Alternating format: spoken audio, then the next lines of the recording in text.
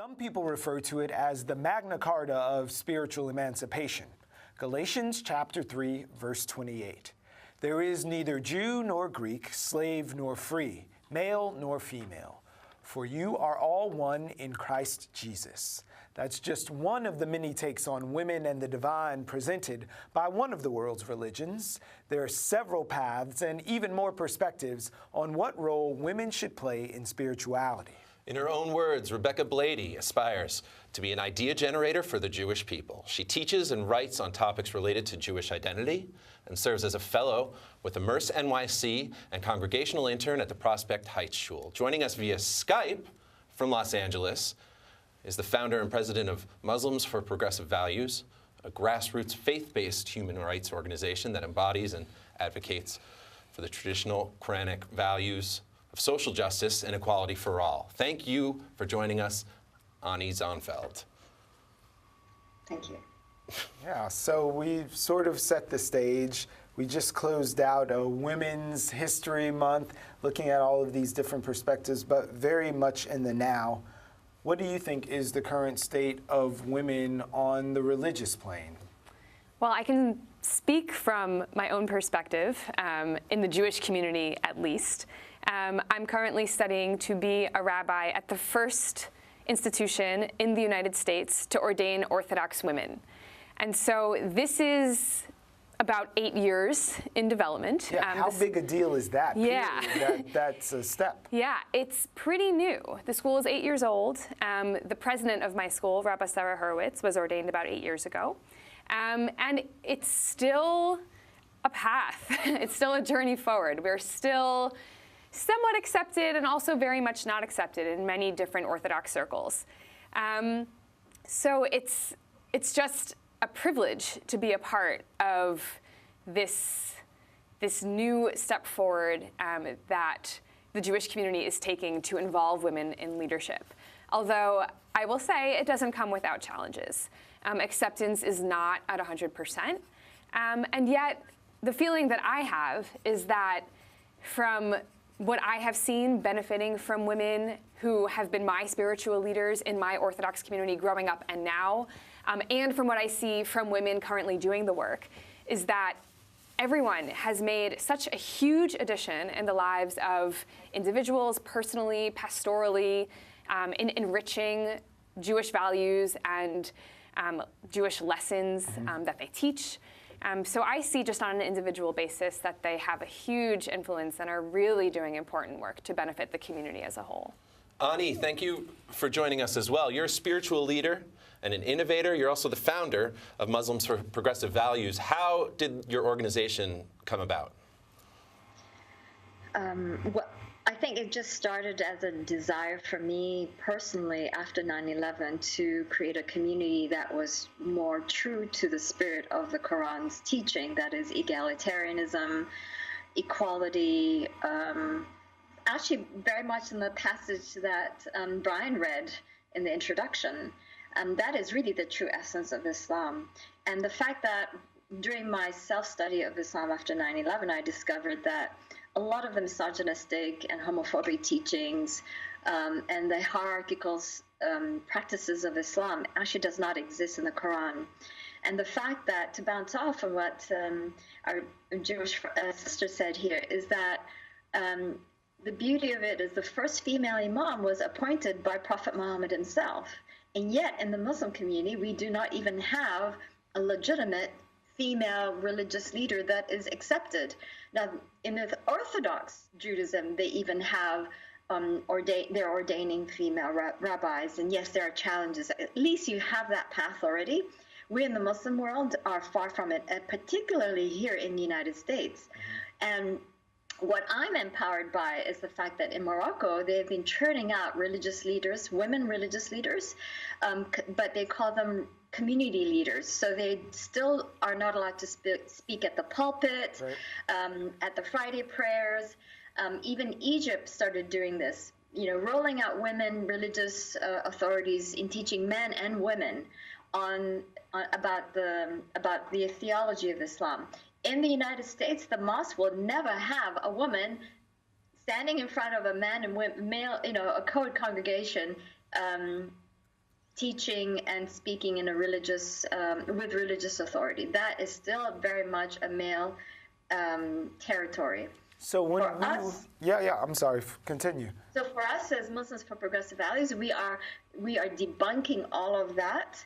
We are claiming and claiming back our egalitarian values of Islam, and that's what we're doing. And what's beautiful about it is that most American Muslims actually are progressive, and that's why a very small minority of American Muslims attend mosque. And as a matter of fact, our values are really starting to take on globally, and that's why we have several chapters in different parts of the world as well. So you spoke about just a second ago about how some of that attendance might be shrinking. We know that there have been some research from the Pew people in Gallup about religious attitudes, and we see that more and more Americans are becoming more secular and not attending services as much. Do you think that has anything to do with the way that women aren't in positions of leadership in a lot of different faith traditions? I think it certainly has some bearing in my community. I mean, there are a whole number of reasons, I think, why that is true. I think just by virtue of aesthetics, institutions feel old. It doesn't feel like when a young person walks into a synagogue, the brick and mortar building, that it's actually speaking to them. Now, that's not to discredit the work that synagogues are doing, and that's certainly not to discredit the work that male and female rabbis are doing.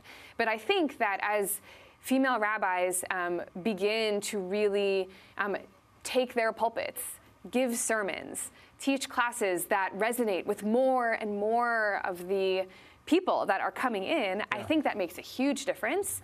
I still think that we have a ways to go in terms of figuring out how the Judaism that we model actually speaks to more people, where they are in the challenges of their lives, and just the reality of where they're at in the United States. Ani, you used the phrase debunk. For those who don't know, how would you describe to them what the most important things to debunk about the Muslim community are?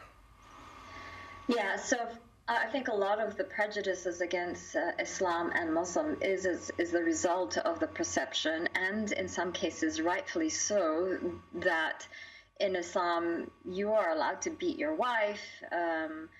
Child marriage, forced marriage is permissible in the Quran, because look at the Muslim world. They are enabling child marriage.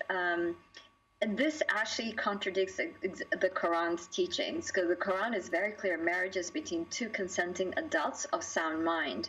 And the sound mind part is really, really important, because 1400 years ago, women, and in many instances in society, even in the 21st century, women are the property of men.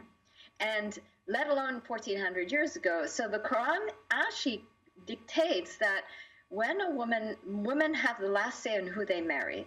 Not only that, but they are also allowed to work outside the home. That is actually in the Quran. They are also allowed, they are allowed to negotiate their marriage preconditions, almost like a prenup. And all of this is in the Quran to protect women 1400 years ago. Women are given the right to have property, right, and to own and to make business decisions. So the fact that this is not happening in the Muslim world is the problem.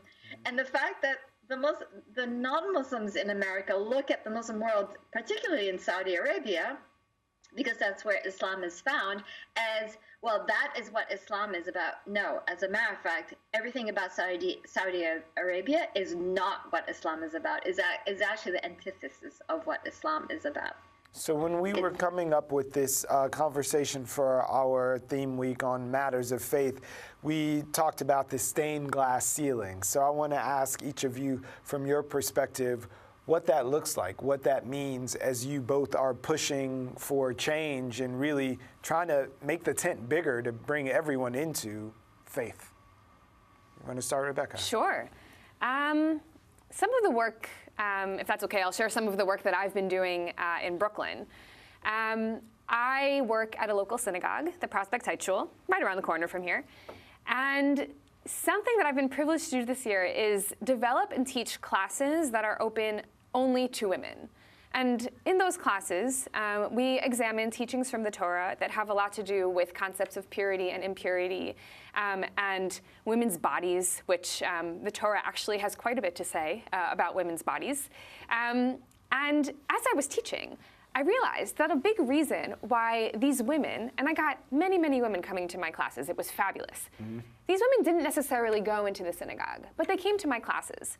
And I realized that it was because they were looking for a place in the Torah where, you know, even more broadly than the Torah, in the whole canon, where the law was talking to them, and they couldn't find it. And then they found it in this kind of strange, awkward, uncomfortable set of texts about women's bodies and purity and impurity and status. And the crazy thing is that even though these women were uncomfortable learning these texts, they found it a joy, a part, like a strengthening experience, because you recognize. Exactly. I am here. I am present in this canon, in this Torah. And I think, you know, I use a model of learning. I'm not an educator. I have no formal training in education, but I use a model of learning that I made up, which allows for a lot of expression through learning. So I had them study and then express. Study, express. Put your reaction on the table. Let's offer you a voice, because this implicates you. You should have the space to react to this and build your own opinion and thought process around this law. And I think that's the way to break the glass ceiling. I think making a space for women to be able to come in and feel empowered to interact with our texts, to interact with our prayers. Make it, you know, it's not a secret. We can share these things and we can respond to them and have a conversation, and you belong here. And making that message clear is really important. So Annie, when you hear a term like stained glass ceiling, what does that mean in the context of your faith and the way that you help to spread it? Well, what I second everything Rebecca said is exactly the experience that I'm having as well, particularly with women when they feel that they don't have the religious language to empower themselves. You cannot break the glass ceiling if you're not empowered yourself. I'm breaking the glass ceiling, and I have broken the glass ceiling because I am empowered by my sacred text. So, for example, a real lived experience is the fact that many American Muslim women are marrying outside the faith, and the traditional mosque will not marry them because, according to their tribal interpretation, Muslim women can only marry Muslim men, and that is actually not what the Quran says.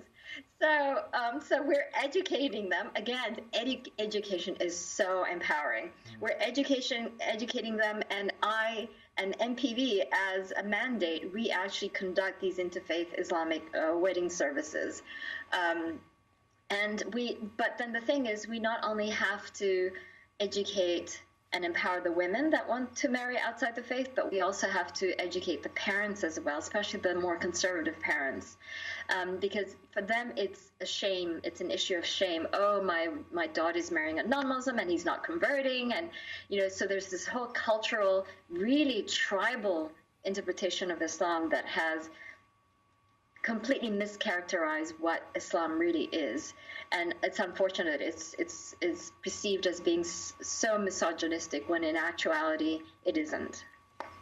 Well, thank you both for adding your voices to this dialogue for this entire week. Just before we get out of here, I'm going to ask you for what gives you hope for the future of your individual faith paths and for everyone really in looking at this subject.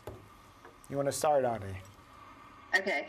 Well, what gives me hope is the movement, our progressive Muslim movement is growing globally, and how more and more organizations are popping up and they're reaching out to us. How can we adopt what you're doing in our respective countries, in Cambodia, in Tanzania, in Burundi, you name it, in countries that I haven't heard of.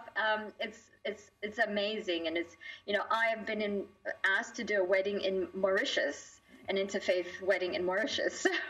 This has really, truly gone global, but it is as a result of our visibility at the United Nations, how we've challenged the human rights abuses at the UN, and that has really percolated down. to the grassroots. And so the grassroots are feeling empowered by the fact that we are challenging these Muslim majority countries on their human rights abuses, particularly on gender issues and freedom of religion, freedom of and from religion. Yeah. So Awesome. Rebecca, it might be hard to put it briefly, but what are your hopes? My hopes are that more and more people, like Orthodox women, who have felt themselves marginalized on the fringes, will be able to feel a full part of not just the Orthodox Jewish community, but the Jewish community as a whole. And I say that as a woman myself, as an observant religious person, and I also, it's my deepest hope that people who have felt marginalized for gender reasons, for their sexual orientation, for anything that might make them feel excluded from our community, that they will feel included, and that the movement of ordaining women, putting them in positions of spiritual leadership will help us move closer to that goal. Thank you, and thank you for being here to talk about your faith and your leadership. We really appreciate it.